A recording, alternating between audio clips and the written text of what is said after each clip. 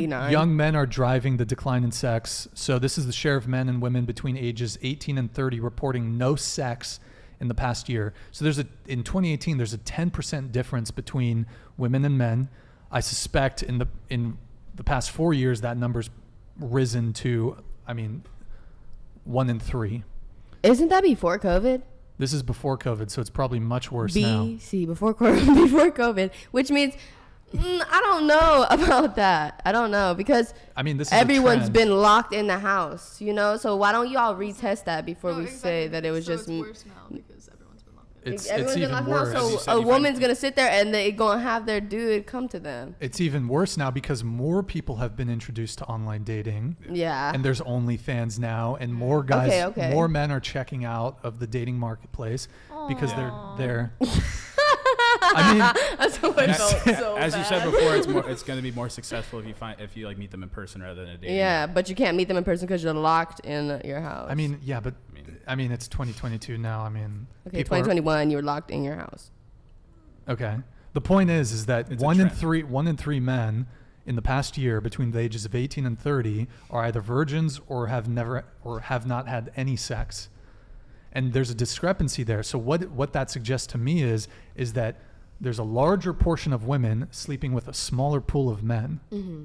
I can see that. Everybody taking turns. So those men have no incentive. Those men have no incentive to commit because they have. Why would they? They have such an abundance of choice. So if you think about it, since 2018, we're decline in marriage. But don't you think about that? Did they add that into the statistic? Different. Did you hear me? I'm trying to find the overarching. Did they add that into the statistic? From 2018, when were gay rights passed? Couldn't you put that into there? Now there's a lot more people that are openly gay and they're gonna go mess with girls or boys, and it's not gonna be the same ratio of men to women messing with each other.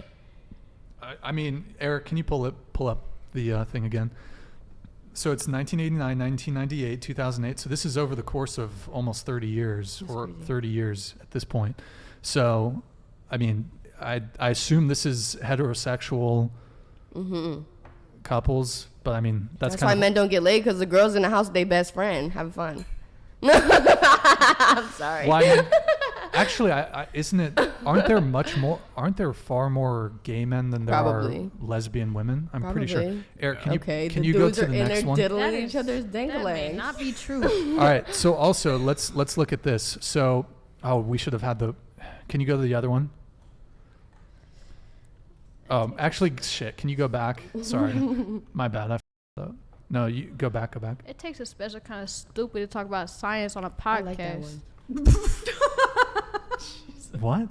Wait, what'd you say? You're literally just asking for statistics. You're asking for the proof. I am. Okay, so I'm really interested in what we're talking about. So what?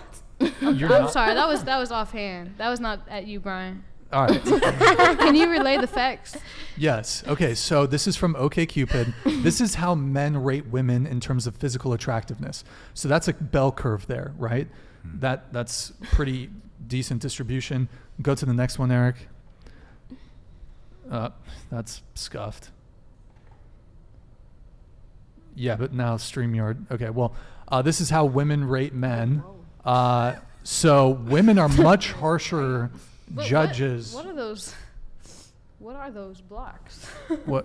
What do you mean by that? F11. Very unattractive, and only a few.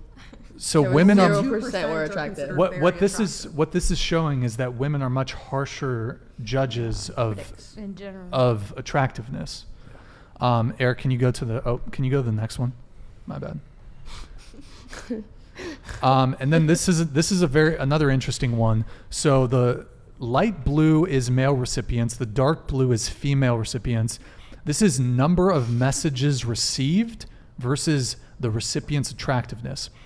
So you'll note that the most attractive men, if you look at the very far right of that graph, the most attractive men receive about the same messages as like a medium attractiveness woman.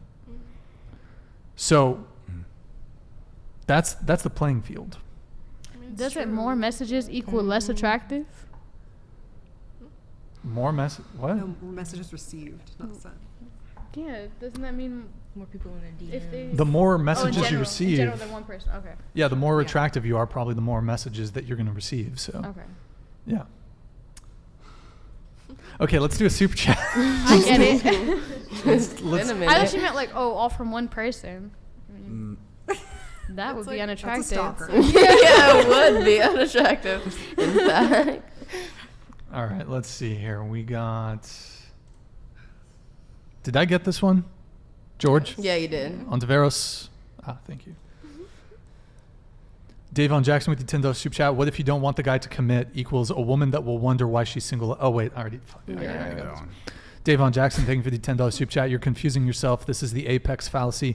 Just because the top 10% of men have most of the options, that directly means that most men have little to no options. Silly. Sophia. Silly Sophia. You're so I'm still silly. looking for the point of that statement. Which one?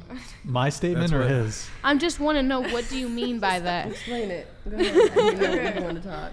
Okay. Like, Oh, Lily, did you want to come in? whose does. fault is that? Yeah. Lily, so- explain. Just into the mic, Lily.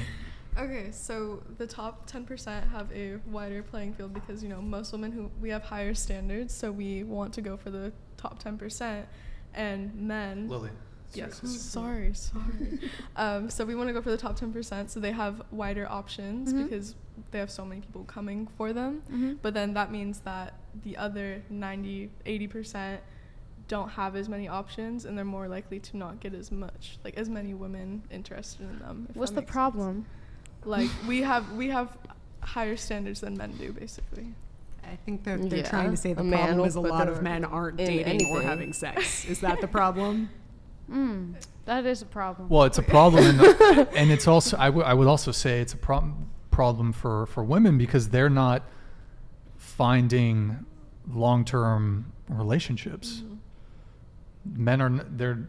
You often hear the complaint from women is men don't want to commit. You often hear that as a complaint. So, yeah. Women want to commit. So To the right if one. if you want to commit, don't go for Exactly. the top 10%. Don't go for the- Basically what they're saying. That's yeah. what I learned. And they're telling you to settle top if 10 you things It's you not want to settling, commit. though. Oh my It's not. God. It's looking, It's not settling. looking deeper than your sexual desires, basically. Like, you No. gotta look for something else in that. But a man isn't doing that.